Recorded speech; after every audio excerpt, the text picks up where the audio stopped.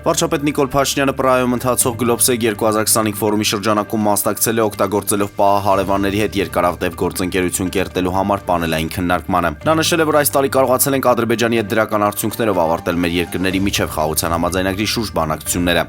Միջերկրական ռայիսինը համաժողովի շրջանակներում արտգործնախարար Արարատ Միրզոյանը հանդիպում է ունեցել Հնդկաստանի իր պաշտոնակցի Սուբրամայնամ Ջայշանկարի հետ։ Հանդիպմանն անդրադարձ է կատարել միջազգային կազմակերպությունների շրջանակներում փոխգործակցության հարցերի։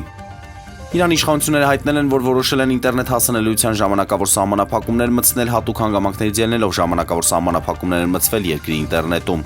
Իսրայելի արտաքին գործերի նախարարությունը նոր հրահանգներ է տվել Իսրայելի քաղաքացիներին եւ բոլոր դեսպանատներին հաշվի առնելով Իրանի դեմ իրականացվող ռազմական հարվածները։ Նախարարության հայտարարության մեջ նշվում է Իսրայելի դիվանագիտական ներկայացուցչությունները ողջ աշխարհում ժամանակավորապես կփակվեն, հյուպատոսական ծառայություններ չեն տրամադրվի։